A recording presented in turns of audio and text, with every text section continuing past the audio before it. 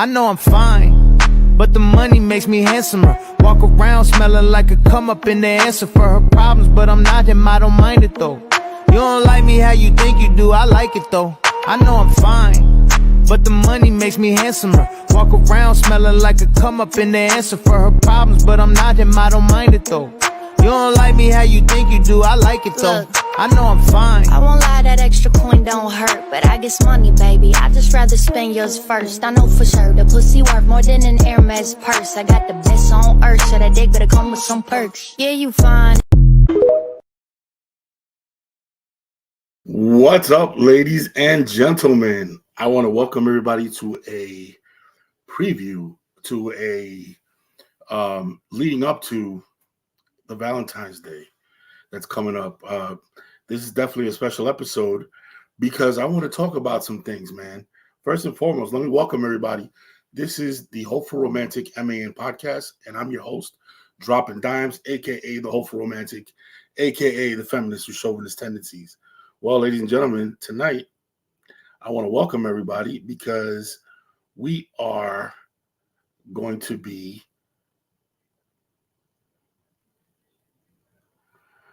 hello, and welcome. So, yeah, we're going to be definitely live today because we're going to be talking about Valentine's Day. So let me just start fresh. This is the Hopeful Romantic MAN podcast. I'm your host, DropNDimes, aka the Hopeful Romantic, aka the feminist with chauvinist tendencies. So we've reached a time of year that can often create a lot of anxiety in people. And for some reason, what I've noticed is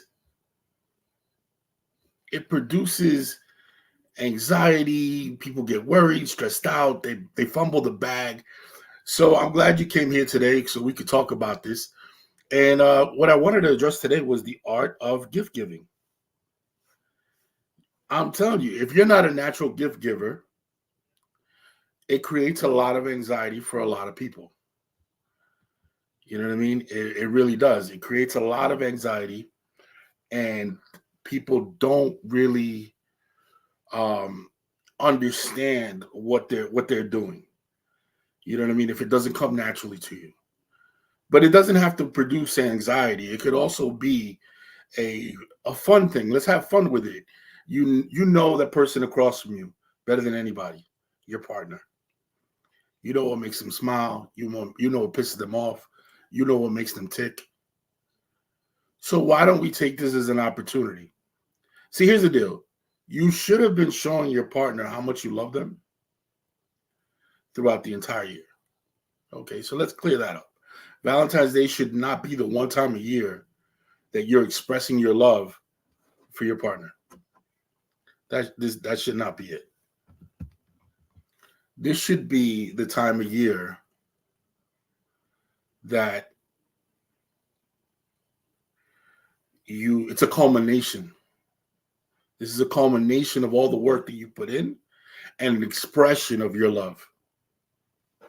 But I find that too many guys, they struggle and they get really flummoxed. They get really on edge about this.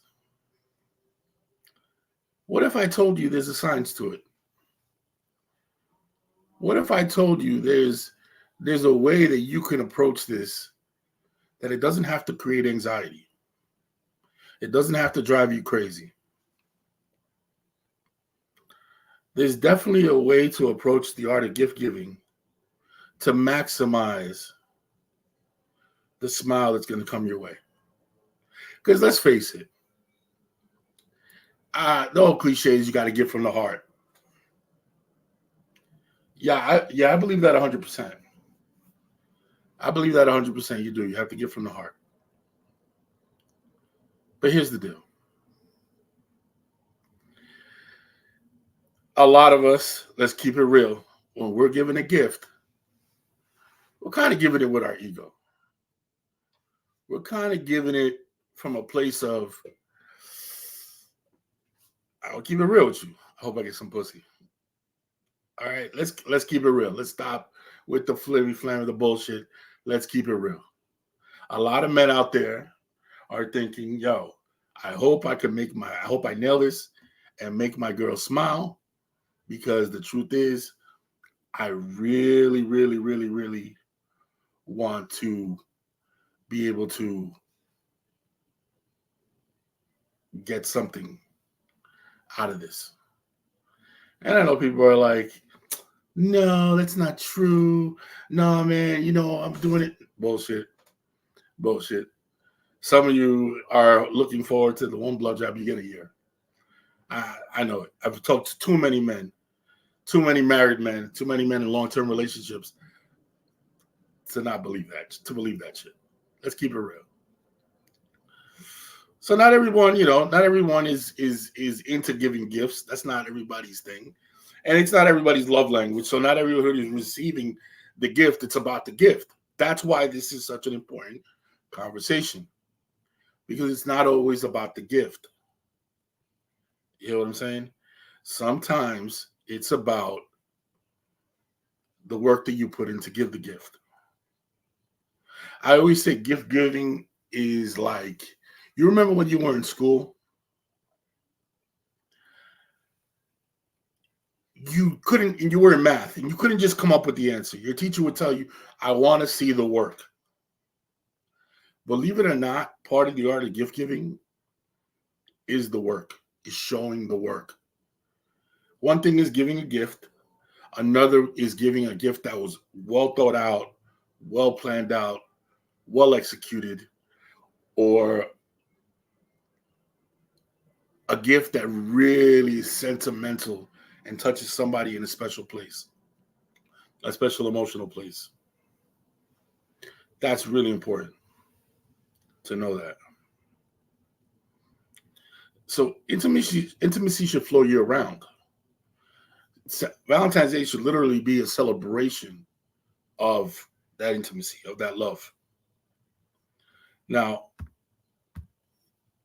here's what I want to do. I want to go over some different types of gifts. But I'm not done there. I'm also going to talk about the art of the love letter.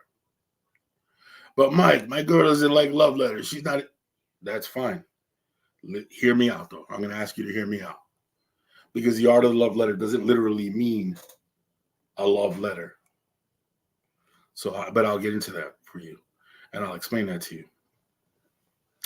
One of the things I want to do is I want to talk about some of your options when giving a gift. There's so much you can do. Sit down and get creative with it, right? There's nothing wrong with giving a gift where you also enjoy the activity, if it's an activity. But when you're giving a gift for somebody to use it or for somebody to have it, make sure that you give it to them with them in mind. I know too many guys that they give out a gift, and 90% of the time it's for them to play with. Like you bought your wife some beautiful lingerie, but you didn't buy her lingerie that she feels sexy in. You bought her lingerie that turns you on. Remember, when women buy lingerie, they need to feel sexy. They need to feel beautiful. If they don't feel beautiful, if they don't feel good, they don't care how turned on you are. You're going to get turned on from a hole in the wall. They don't care how turned on you get.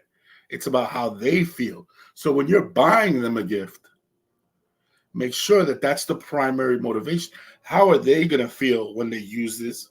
How are they going to feel when they have this? How are they going to feel about this? That should be your primary goal. Don't be selfish with your gift giving. There's a lot of things. So there's a bunch of lists out there, right, about what to get your loved one.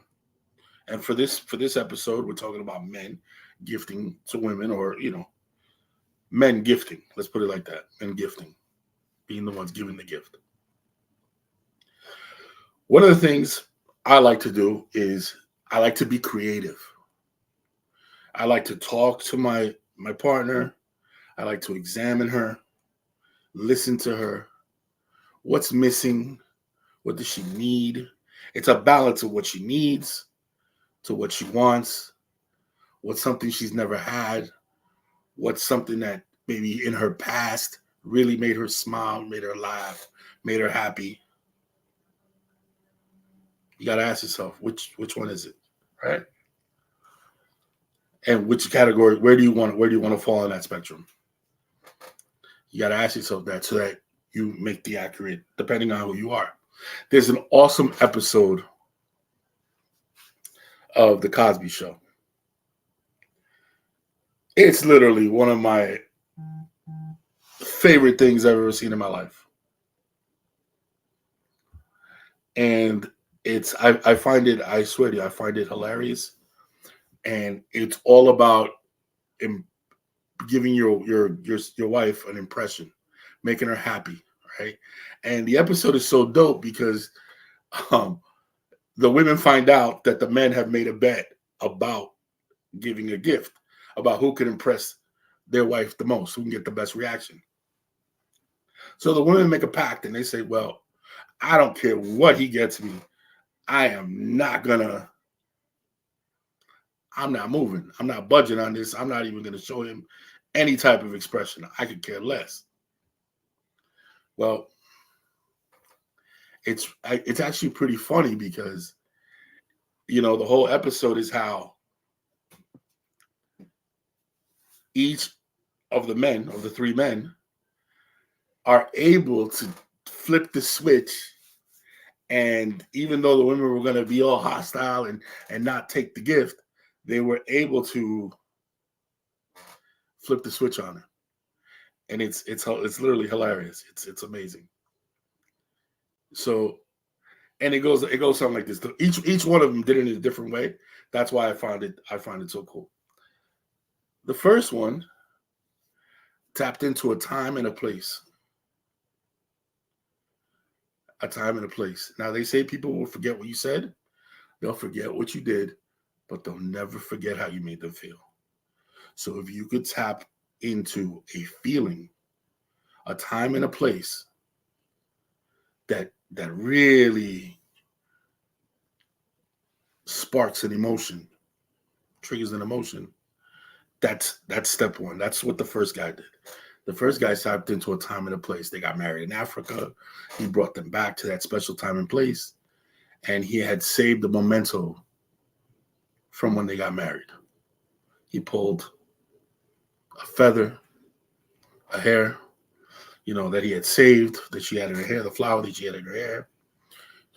He saved some other, little trinkets about the wedding. And she melted. She melted because she didn't realize how much that moment had meant to him as well. And he was able to bring it back years later. I think he kissed her. She kissed him, and he grabbed the napkin, tapped his lips, and her lipstick was on it, and he kept the napkin. So when he presented all these things to her, it checked off a lot of the gift-giving boxes. Feeling, emotion, special time, special place.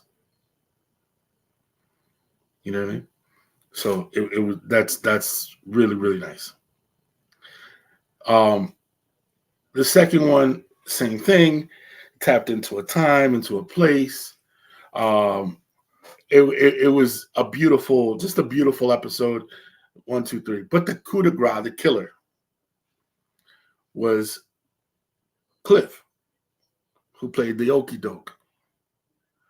Cliff played the Okie Doke, and it was dope because he kind of led her astray. He led her astray to think that he had messed up, that it was wrong, that he had whatever. And she wants to call him out because of all of them. She's the one that's going to stick to her guns. So she calls him out. And when she calls him out, you're thinking, man, he messed up. This sucks. Well, Not really, because the reality of it is he was able to start fresh. Because what he did was he pulled out an object that she was enamored with, that she did love, and she knew how hard it was to get that object. You know what I mean? So he checked off a lot of boxes with, not only was he sure, did he give her, he kind of like gave her he evaded her and kind of like led her to believe that he was wrong, that he had messed up, number one. Number two, he had made sure that he also took a long time to find the item that she needed. He took a long time to find the item that she needed. So yeah, it's pretty dope. Well, I'm gonna take a quick break because I'm gonna come back. We're gonna go live on Instagram, and I'm definitely we're gonna start fresh, and I'm gonna show you some things. I definitely want to go over all the different techniques, all the different gift ideas that I have. So definitely stay tuned. Hang out with me at 9:30. I'll be back. And trust me, man, you don't want to miss it, especially if giving gifts gives you anxiety. Check you out in a few, people. See ya.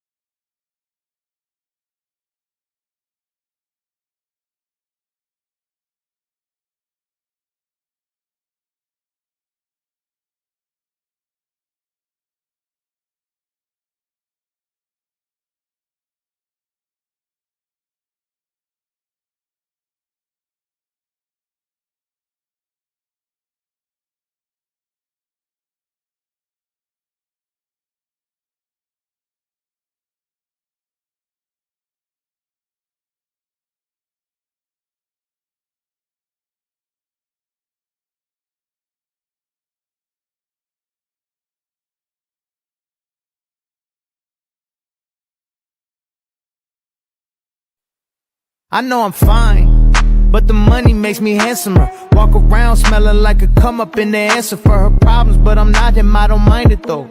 You don't like me how you think you do, I like it though. I know I'm fine, but the money makes me handsomer. Walk around smelling like a come up in the answer for her problems, but I'm not him, I don't mind it though.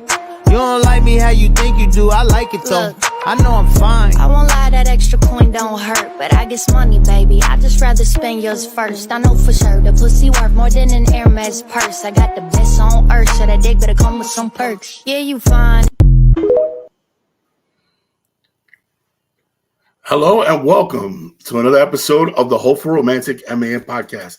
I'm your host, DropNDimes, aka the feminist with chauvinist tendencies, aka the Hopeful Romantic. Yes, ladies and gentlemen, I still believe in love.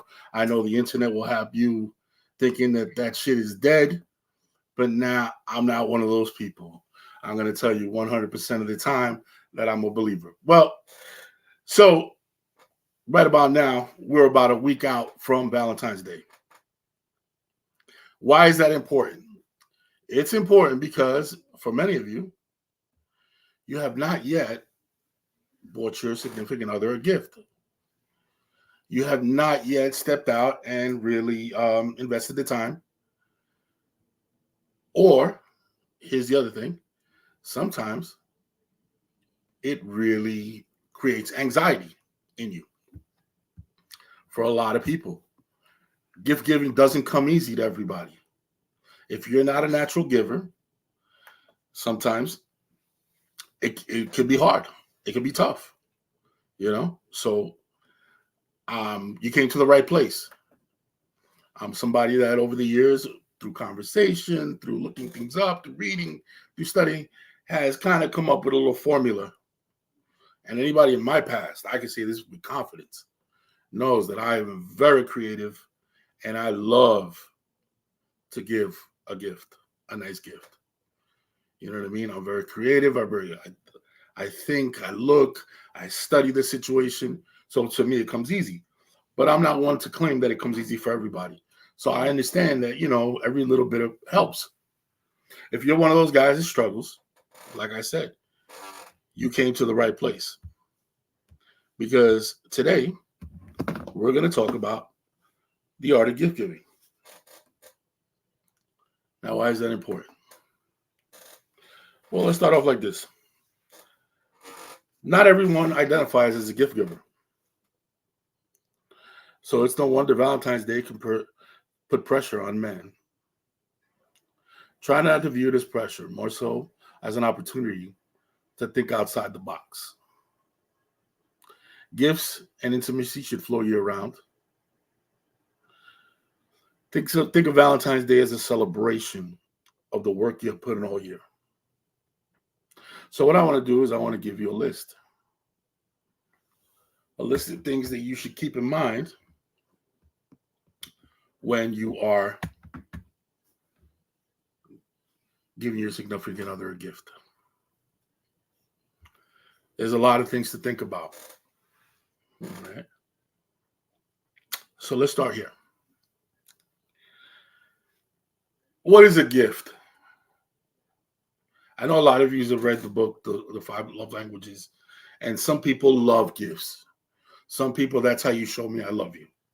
That's how you show me you care, by the gift that you buy me, how much you thought about it, how much it costs. There's a lot of people like that. There's some people, like myself, I don't care if it's a $5 gift or a $100 gift or a $1,000 gift. It 100% matters what your thought process was when you bought it from me, or when you got it from me, or when you made it from me. 100% of the time. That's what counts for me. And there's a lot of people out there like me, right? Well, guys, speaking particularly to my men out there, here's the deal. For many of you guys,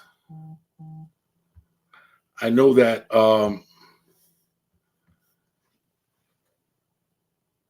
this can create a lot of anxiety, but if you take your time and you break it down,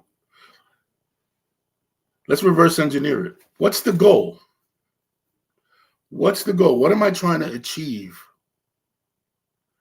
with this gift. There's a lot of different things. Let's keep it honest. I said this before. Some of us want sex. I want her to be so happy that she jumps my bones. I get sex. I get great sex. Some people, I just want to make her happy. I want to smile. Other people, I want to really show her my appreciation. I want to show her how much I appreciate her. You know, there's a lot of different things that you could say. So here's the deal. Let's break it down. So guys, one of the first things I would advise you to do is let's automatically eliminate anything that's like on a top 10 list. If it's on a top 10 list, eliminate it. Eliminate it because it's usually something really generic. It's usually something that, you know, if you've seen it, there's a good chance she's seen it. You know what I mean? Especially around this time where all the advertisements are out. So kind of avoid that. Let's use your imagination. Let's think that's a last resort. Let's think outside of that. Number 2, eliminate anything you could plug in unless she requested it. Remember that. Unless she requested it. I always give the example. Back in the day, my sister and her husband, they've been married a lot of years. And she needed this particular machine for something that she was using. And he surprised her with that. And to the average eye, you're like, oh, well, that was kind of a weird gift, whatever. But to them, she was smiling from ear to ear like, oh my God, he pays attention. He sees that I needed this. This is amazing. It's very practical, but it was something that she needed. So she was really enthusiastic, really happy about it. So eliminate anything that you get plugged in unless, so like a toaster, a blender, a vacuum. This is what I'm talking about. Let's avoid those. Avoid those, please. Now, on the flip side of that, make sure that you listen to her, because there could be something like an air fryer that she really wanted. That's okay. You know what I'm saying? That's thinking outside the box if she's asked for it. You know, I know somebody in the past asked me for a food processor. Oh, okay. Sure. If I know cooking is your thing and that's what you want to do, that's okay. That's acceptable. It's when you do stuff like a vacuum and dumb shit. That's when that could really be a problem. Number 3, show the work. Think of it when you were a kid and you had a math problem. When you were a kid and you had a math problem, your teacher would say, I need to see the work. All that means nothing unless I see the work. So you know, a lot of us would have the math problem and it would be up, and before you know it, we'd have the answer. Oh, this is the answer. And you get the paper and she'd be like, no, wrong. Oh, but the answer was right. I need to see the work. If you're not showing the work, you're not getting the grade. So now, here's the thing. I tell people all the time, show the work, right? What does that mean? It means she wants to know that there was some effort put into what you're doing. She wants to know that there was some effort put into what you were doing. You know? And she wants to know the steps that you took. It's almost like the gift gets expanded the more she knows that you did. So I'll give you an example. I give a ring, or I give earrings. She gets them in a box, she's happy. But what if she finds out, let's say, here's where we flip it, where I show the work. I went to her sister. Me and her sister went shopping for the earrings because these were earrings that she lost on vacation when she was whatever, that meant a world to her because they represented this, this, and that. You see the difference? I don't mean to be so dramatic, but you see the difference in the gift? That's what I mean. There's a big difference between just doing something and doing something with like a backstory to it. I'll give you another example. You take her to a nice show on Broadway, right? And you guys go out to dinner and it's a great night. Cool. But here's the difference. Think of it this way. I'm going to show you the work. The work is I talked to her best friend, and her best friend is the one that said, yeah, man, she's been dying to go see whatever. I get a babysitter for the kids. I organize maybe transportation so we can have some drinks. I get reservations at her favorite restaurant a couple of months in advance because I know that's how long I know it takes, because that's how long the wait is. So I took, I did that in advance. These tickets were hard to get, so I had to get it. I moved around and I did this and that. They were expensive. See, there's a difference between just handing over a gift and doing something for someone and then showing them the work. That work behind them sometimes makes all the difference. It turns a small gift into something much, much bigger. I talked about it earlier on another cast. I talk about this episode of The Cosby Show, right? It's one of my favorite episodes where the three husbands compete to impress the wives. The wives find out that they made a bet about it, so they agree, I don't care what he does. I'm not going to smile. I'm not doing anything. I'm staying straight up serious. Well, cool. That's what happens. Well, here's the thing. Each individual guy knew their lady. So he knew what made her tick. So what did he do? Each gift came with a story. Each gift came with a sentiment, a feeling. Each one of those men showed the work when they gave that gift, and it separated them. And no matter how mad she tried to pretend she was, the women caved, because that's where it was at. It was at showing the work. That I can't really tell you how important that is. Here's another one that's really important. Continue to learn from your wife, your girl, your significant other at each different phase in their life. I always say, I love my 5-year-old daughter when she was 5, the same as I love her now that she's 17. I love her the same. What did I have to do? I learned to love her at different phases in her life. You have to do the same thing with your spouse, with your significant other. You can love them the same throughout the relationship, but you also have to learn to love them at different phases in their life. Things that turned her on and moved her when she was young and 20s and whatever often doesn't cut it in her 30s and 40s. It just doesn't. A lot of times, what you're putting out there, it just doesn't cut it. So you have to adapt. So for instance, if you're with your girl a year or two and you buy her a really nice purse, that's what may move her today. The really nice purse. Oh my God, this is amazing.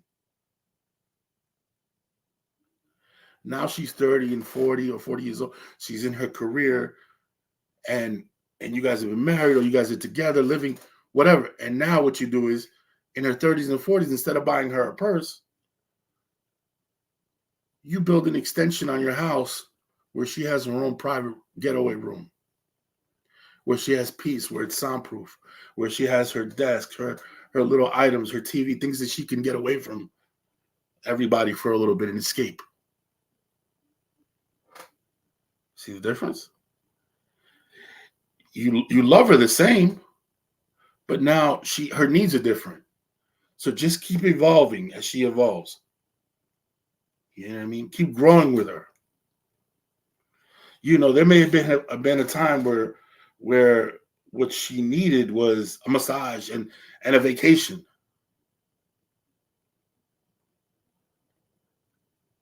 And now moving on into her life and into her whatever, you look at her and her family and peace of mind are way more important than those things. And you can look at her and you say, okay, you know what? How do I please her? How do I make her happy at this phase in her life?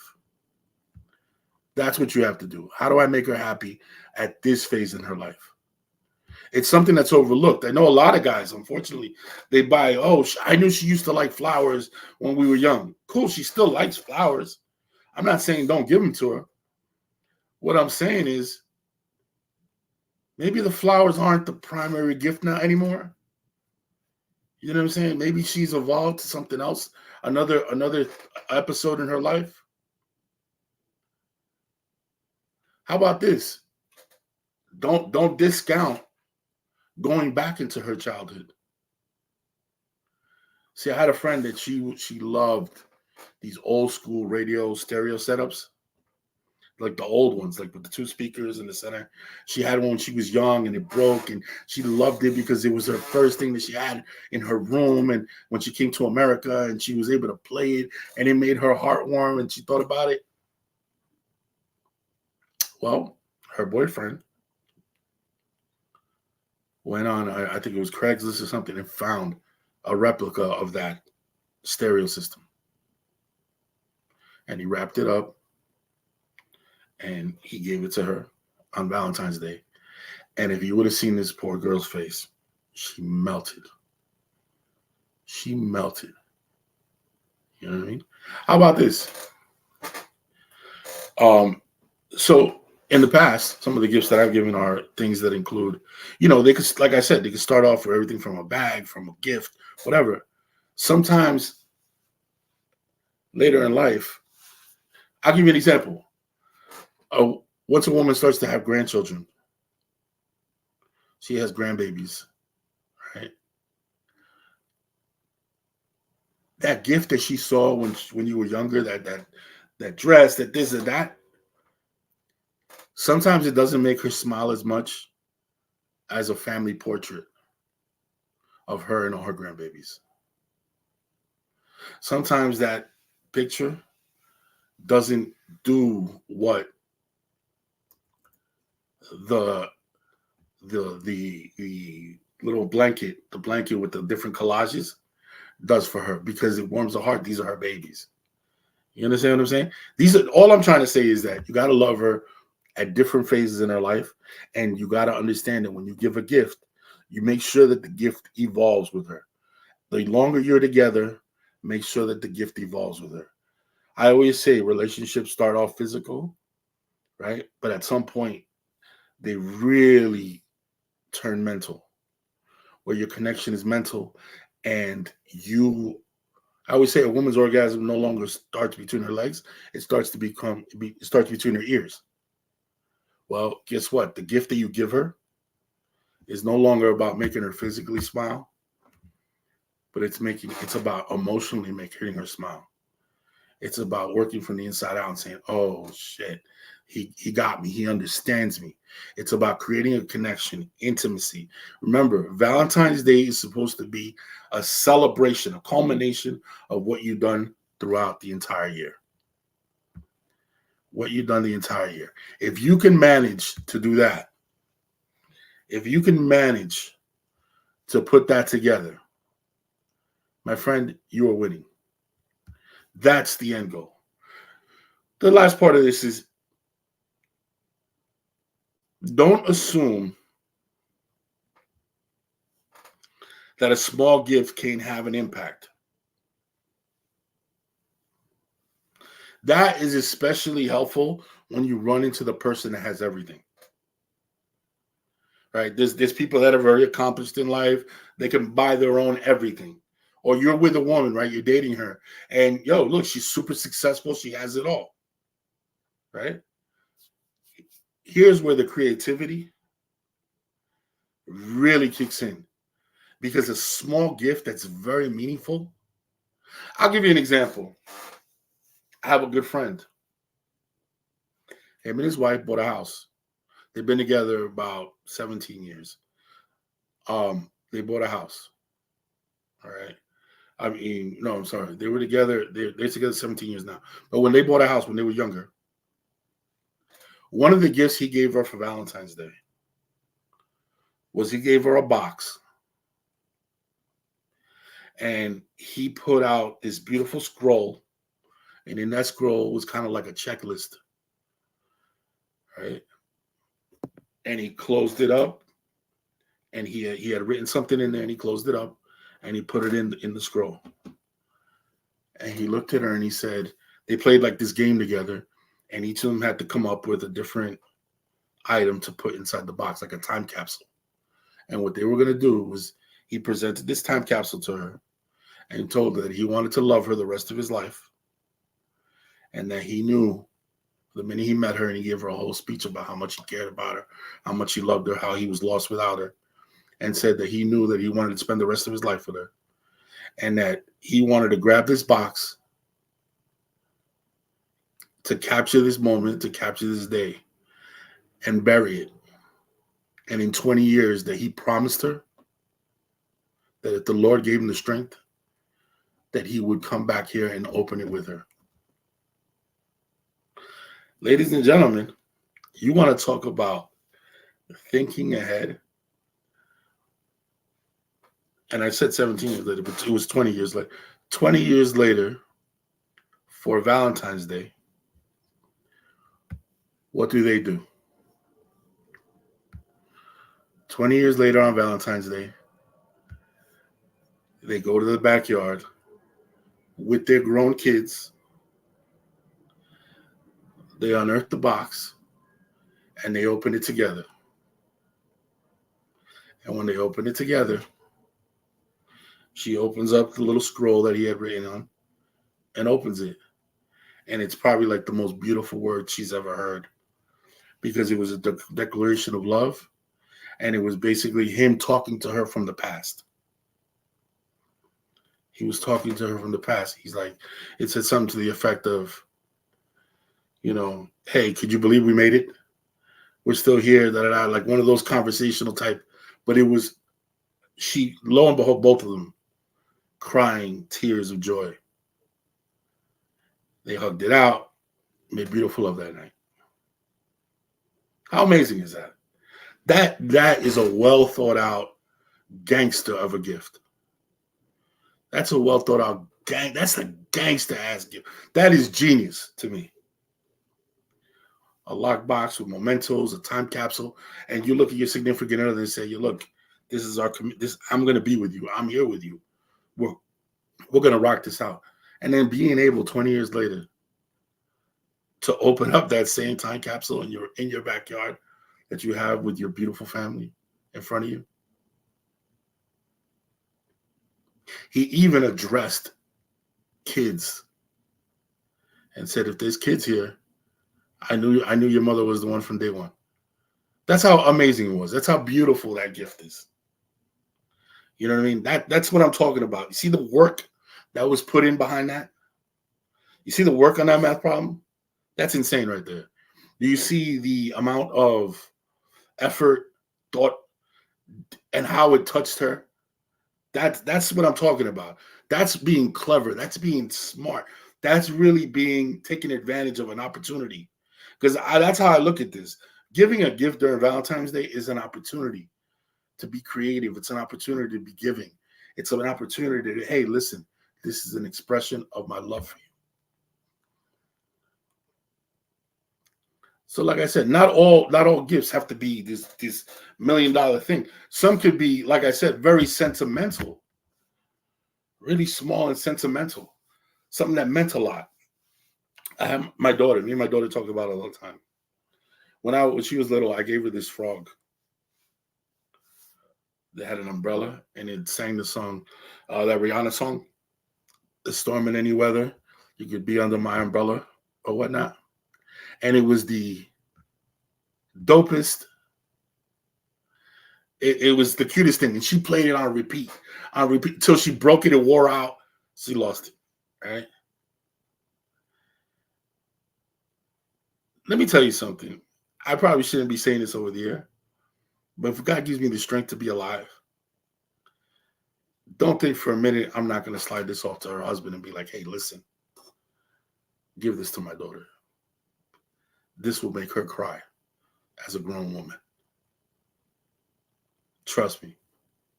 Because we can't find it anywhere. So if anybody out there sees the green frog holding the umbrella that sings under my umbrella, please let me know, because I would love to find one. But yeah, that's what I'm saying. See, that's the kind of thing, that's the kind of effect you want to have on her.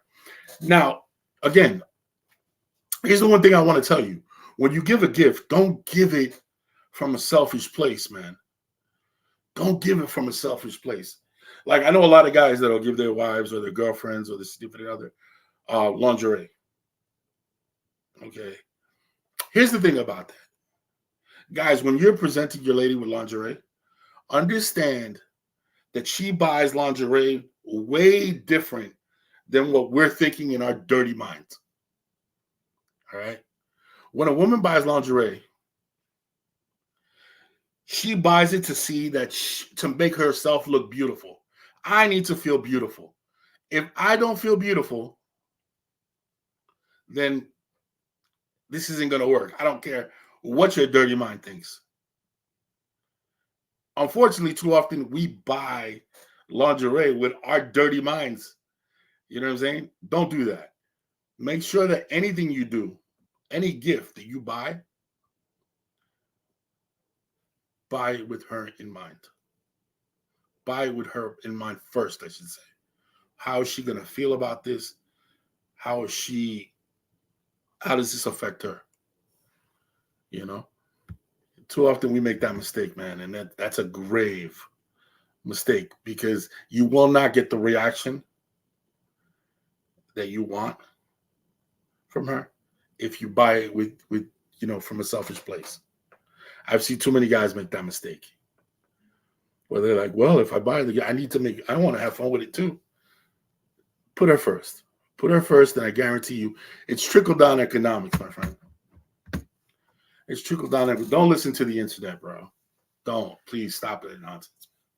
We're all grown-ass men. We're grown-ass men that have been through shit, and we understand what the quality good woman will do to our lives. So all this, what do you bring to the table? Bro, there's been wars, poems, books, songs. Shit, Jay-Z just got up at the Grammys to defend his wife. Will Smith slapped the shit out of Chris Rock. Don't tell me that you have to ask a woman what she brings to the table. That's bullshit. It's bullshit. That doesn't, if you're thinking that way, you already don't really love her. You're looking at it as a business proposition, which if that's you, that's fine. If you're being honest with yourself, that's okay. But let's not, that's why it bothers me so much. I'm like, bro, there's been countries that have crumbled. Wars have started, songs, poems. Too many things have happened to be asking a woman what she brings to the table. Come on, man. It's nonsense. She becomes your why. The reason to go harder, the reason to go more, the reason to go stronger. She becomes the reason why you want to be a better man. That's what a good woman brings into your life. I'm rambling. Let me go back to this. Here's the one thing I do want to say. Embrace the challenge. Don't get anxiety. Don't let it get to you and get anxiety or overthink this. Take a step back. Look at her. Pay attention.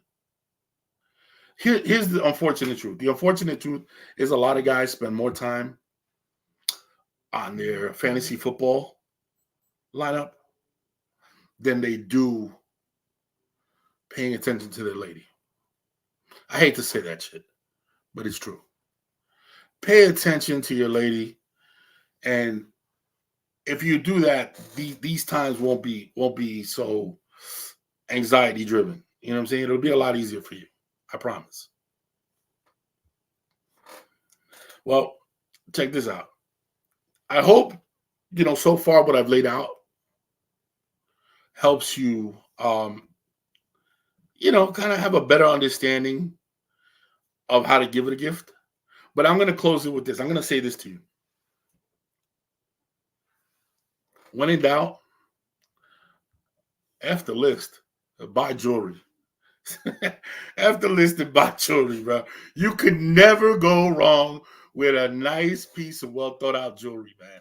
Whether it's a nice diamond butterfly necklace or some earrings or a beautiful chain or whatever. There's never a situation where you can go wrong.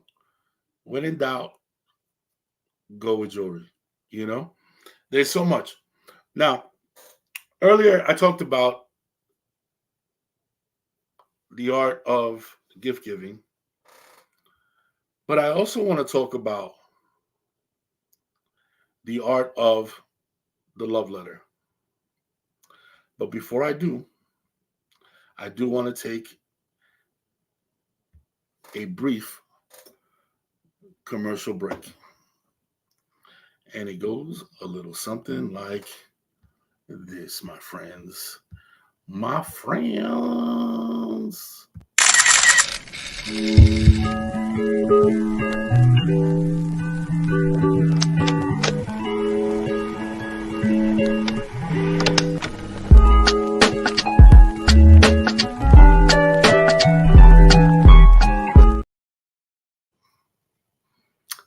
Ladies and gentlemen, I want to welcome you back, right? But we're going to take a few minutes because I want to introduce you to one of my sponsors.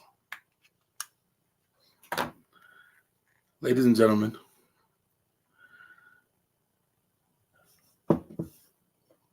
in this life, some people are in a rush to reach their destination, while others prefer to enjoy the ride. Some drink to get drunk, and some savor the taste of fine wine or a good meal. If you're on the latter, sit back and delight the unique journey with Queen Meats International. Her scents and unique infusion methods are designed to take the proverbial edge out of life. Queen Meats' number one goal is to guide you down a more sophisticated and gentle cannabis experience. Perfect for meditation or turning down from the stress of daily life. Backed by hours of research, our candles are made from a unique blend of imported oils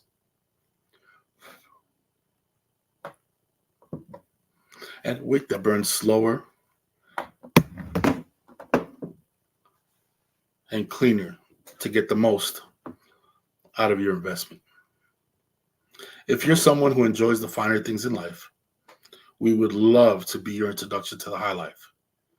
You can contact Queen Meats at Queen Meats International on Instagram, at Queen Meats, at thequeenmeats@gmail.com, and at Queen Meats International on Instagram. I'll drop the link down below for everyone, so you could drop that and check them out. Not only that, she has candle specials. It's a beautiful, comes in a beautiful vessel.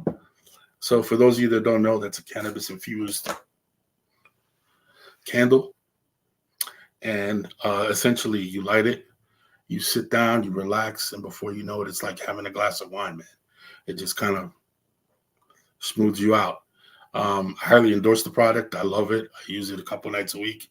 For a woman, if you're going to take a nice shower, nice bath, lay in the bath, have a glass of wine, light a candle, you'll thank me later. And with that,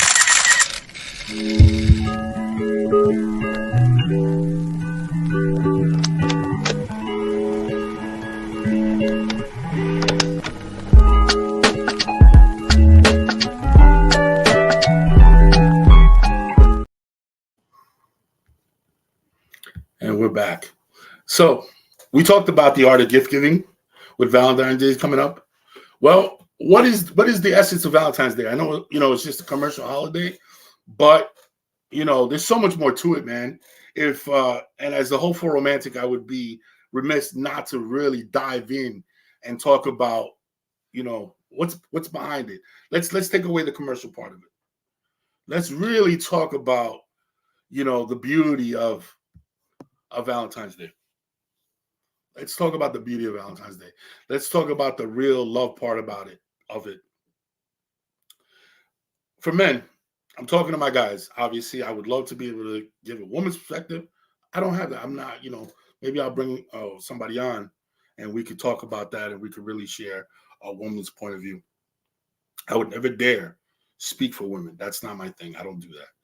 If I regurgitate something a woman's told me, that's different. But as far as, claiming to know what women think, hell no.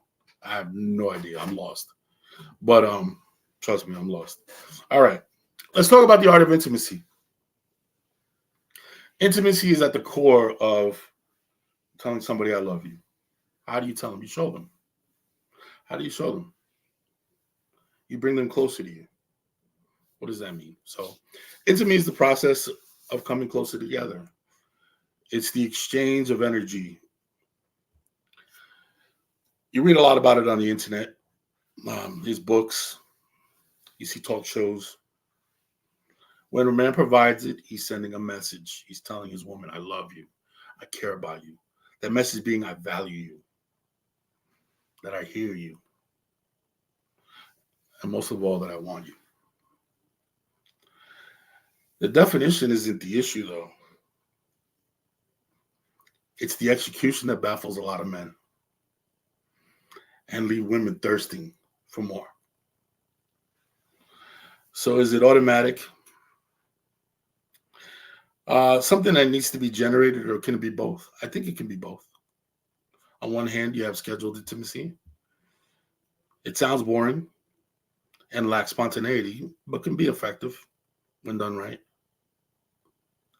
The best type flows naturally because you dedicated time and effort. You thought about it. You thought it out. So yeah, there's times where both mean something. Both apply. See, people think that because intimacy is planned and you put it on, hey, listen, next Thursday, we're gonna link up. We're gonna get together, babe. We gotta trust me. In a perfect world, it's a whirlwind, and I grabbed you and I looked at you and it was spontaneous, and I said, let's go. And yeah, listen, man, this is the real world.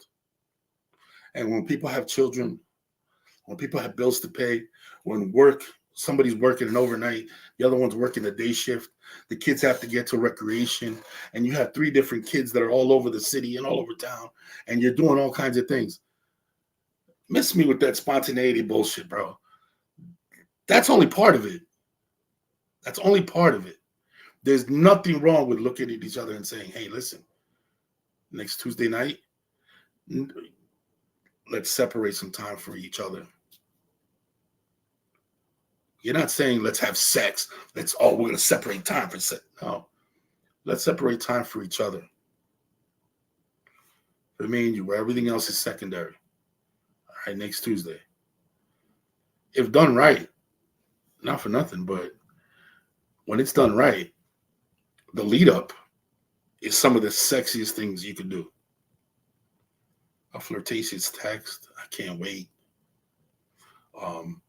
Flowers in advance, hey, can't wait to see you, or whatever. The flirtation, you know what I mean? And you can get creative with it. You can get very creative. Let's meet at a hotel at, in the afternoon. It could be in there. It doesn't have to be. See, who said that there's rules to this? It's what works for you. So it doesn't have to be at, overnight, whatever. It could be, hey, listen, man, I got a couple hours in the middle of the day. You got a couple hours in the middle of the day. Let's go meet at this hotel bar. And, let me pick you up again. Let me flirt with you. Let me grab you and act like, you're a stranger. Who knows?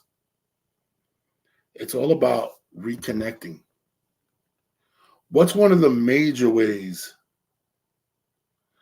to reconnect? Communication. Communication. What does communication require?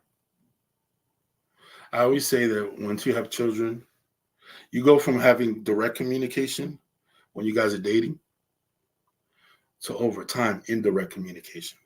A lot of you guys are going to be able to relate to this. It starts off as, hey, how are you feeling? How am I feeling? I'm talking to the woman in you. You're talking to the man in me. And those two people are communicating. Over time, you have children. You start to life starts to get really, really busy, and before you know it, that indirect communication, the direct communication becomes indirect communication, and it's crazy because where I used to speak to the man in you or the woman in you, and we spoke to these people. What ends up happening is I remember you're my wife or my girl and my baby mother, and you remember I'm your baby father and your husband or your and whatever. But I forgot you were a woman first, and you forgot I was a man first. Before all those titles, we got to recognize each other as man and woman, and we always got to speak to those people. Think of it like this: the indirect communication is a wave of water. You two have to stick your head above the water and talk to each other. Because if you're underneath that water, none of us understand each other. Well, if we pick our head above the water and we talk to each other above the water, above the noise, above the interference, whether it's kids, daily life, work, and we're able to talk to each other this way, guess what? The communication is now clear. I always say it's like the phone game. Once you have kids and daily life kicks in, it's like the phone game. The message starts to get mixed up and blurred. It's, you go from having, like I said, direct communication to, did we pay? Did we pick up? Did we do? What time? How? When do we have to be there? Who did you do? Did we fix? When's the last time you were able to look at each other and say, how are you feeling? It almost feels at this point like asking your partner how they're feeling is like a luxury. It's no longer like,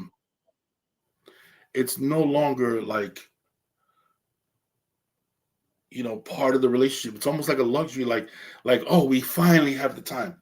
No, you got to make that time. Make that time to sit down and communicate and talk to each other. I almost feel like liking each other is as important as loving each other. You ever see a couple that's been together a lot of years and they're together 30, 40, 50 years, and now their kids are grown? And they look at each other and they're like, well, we've grown apart. And the kids are grown, so now peace. I go my way, you can go your way. We're out of here. Our job is done, right? Essentially what they did was, their kids are grown, now they were forced to look at each other. And it had been so long since they really, truly asked each other, spoke to the man and woman in each other, that it's like talking to a brand new person. And you're like, I don't really like this person. And they look back at you and they're like, I don't really like this person either. That's crazy. Yeah, let's go our separate ways.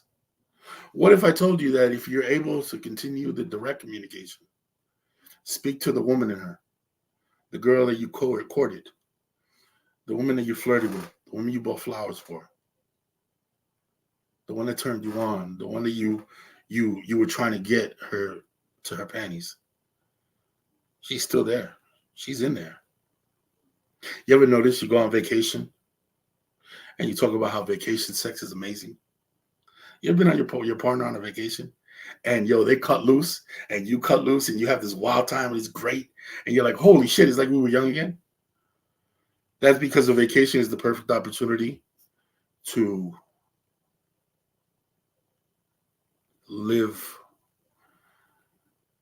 to really reconnect, to inject life back into your relationship. So, periodically, but what happens is when life really kicks in, sometimes those vacations, they spread apart.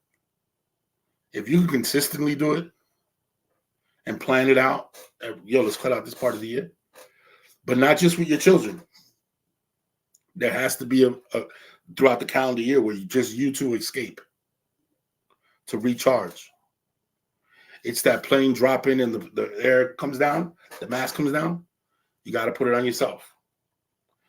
You got to put it on yourself, because if you guys aren't at, at your best, happy, feeling good about each other, we've all seen it. What a toxic relationship could, how it affects your children.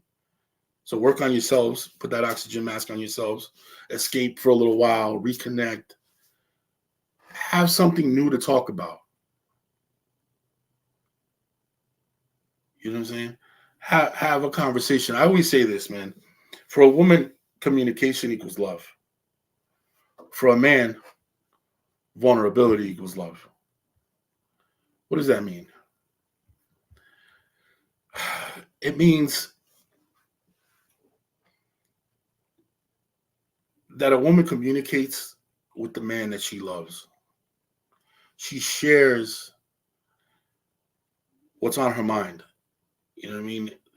I always say this, you come home from work, you ask your man, hey, how was work? He's like, it was all right. You ever turned around and asked your girl how was work? Yo, let me tell you something, man. I'm not talking, not everybody, but a lot of women. For most guys, we know all the major players at your job. Who's who? Who's the bitch that's trying to take your job? Who's sleeping with the boss? Who you can't stand? Who always late? Who never, does their job? Who about to get fired? We know all that. Why? Because a woman comes home and she shares with the man that she loves. She can go to her friends. She can go to her family. She can go to a lot of different people. And she's not looking for the answer from you. What she's looking for is somebody to listen.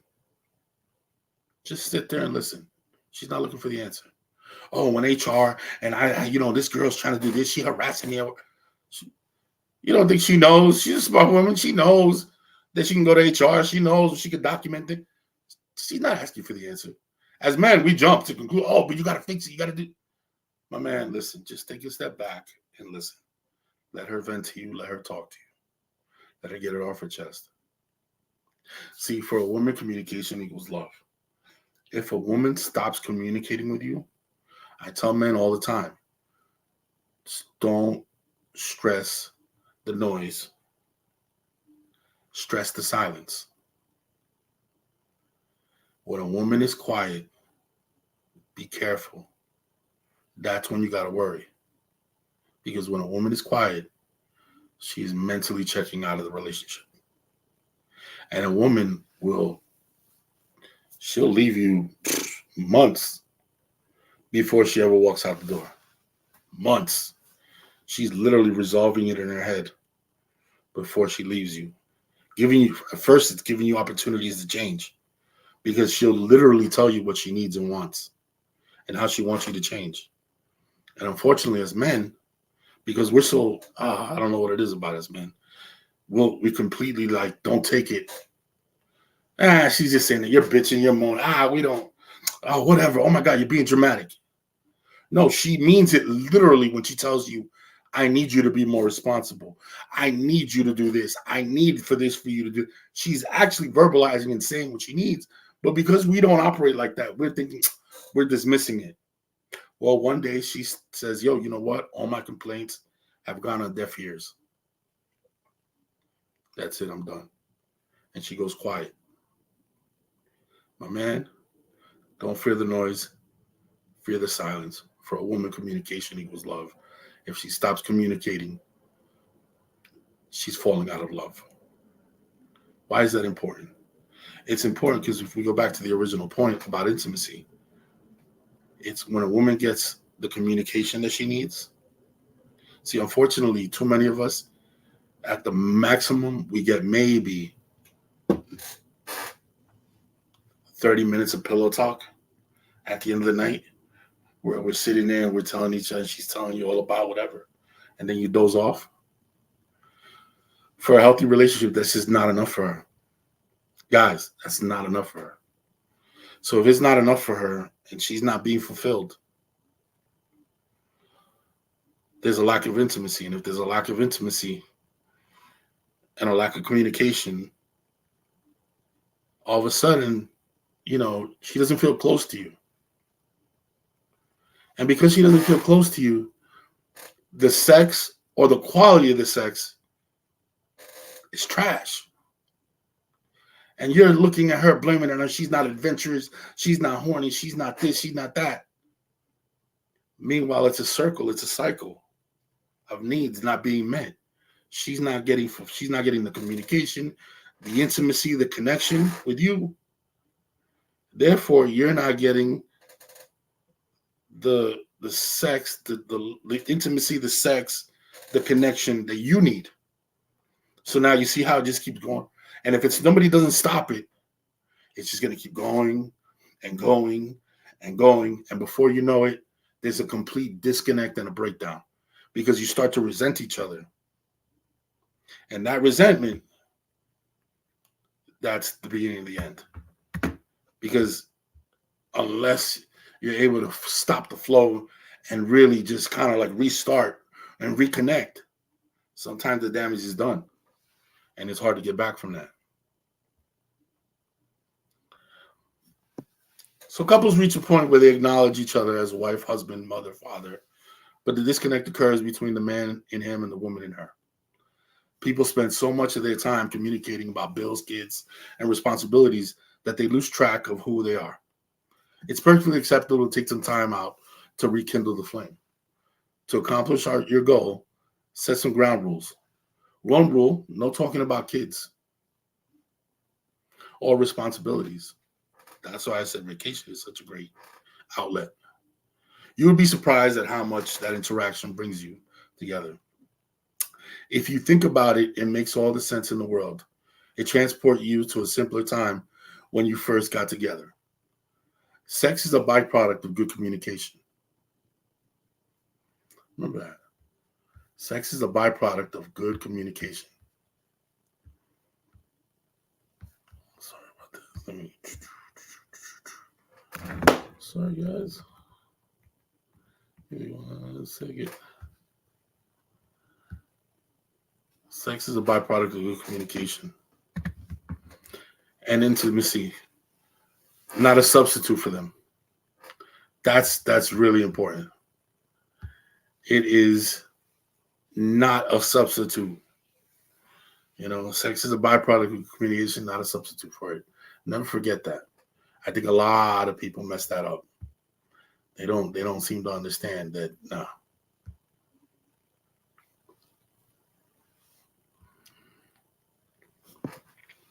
If it's used to cover up what is missing, you end up sexless and unfulfilled. I just gave you the example, man. If you use it as a substitute for lack of communication, you're going to end up with nothing. You're going to end up losing out on all of it, man. It doesn't work that way. It really doesn't. But let me explain it to you like this. Think of intimacy as groceries you purchase to cook a meal. Not all the food you're buying will be used to prepare that meal. You buy it to store for another day. Intimacy works the same way. Not all intimacy leads to sex, yet it is important to create it anyway for the future. Imagine having to go to the grocery shopping every time you need to cook. The process would be discouraging. That's what men do all over the world. That's what we do.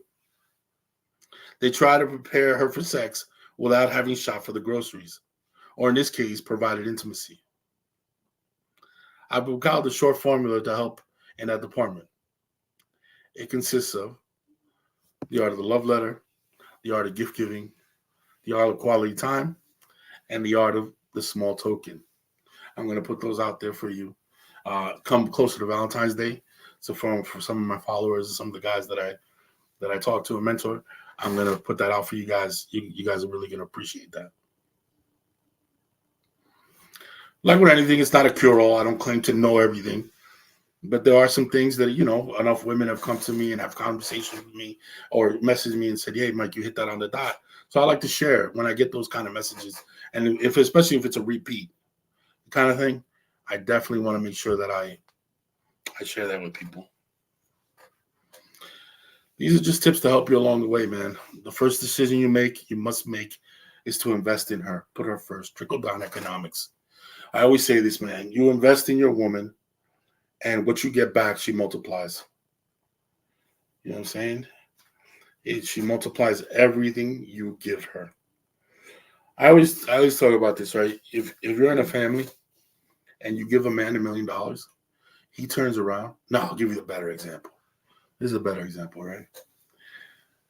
A woman goes out and has a night out with her friends. She comes home and you did the dishes. And she's a little tipsy, so she gives you a little, little BJ. What does the man do? For the next week, 2-3 weeks, he washes dishes every day in the hopes of getting what? Another BJ. You give a woman a spa day where she can go off on her own to regenerate. When she comes back, she dumps all that energy that she was able to, that beautiful feeling she has, and she dumps it all into her family. All that energy she was able to recharge, she dumps it all into her family. Unfortunately, men, we do something, we get a benefit from it, we repeat it to see if we can keep getting the benefit. Women are given that, and what do? They turn around and they dump that energy into their family. It's just different. It's different. You give a man $1 million, he turns around and says, "All right, how could I flip this million to benefit my family?" You give a woman $1 million, and she looks at her family and says, "What do we need?" First things first, what do we need? See, one goes out, one goes in. It's different. Trickle down economics. You make her happy, she's happy, and in turn, that's your only job. You make her happy, and you watch her. The energy of the house shifts and changes. Let's see if we can go for the last.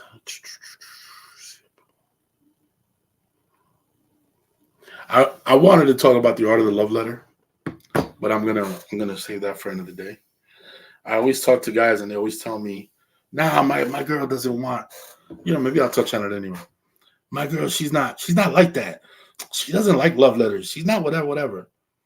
And what I tell them is, you are taking the word love letter too literally. That's it doesn't literally mean a love letter. Have you ever heard this? That building, the Taj Mahal, was a love letter to his queen, or to whatever, to his lady. The Taj Mahal, that building, was his love letter to her. That song is my love letter to you. My book, at some point, was a love letter to someone. Love letters come in different. My actions, this action, I worked double overtime, got to promote, did all this stuff to buy this house because this house is my love letter to you. See, those are other forms of love letters. But then there's the actual love letter. Why is that important? See,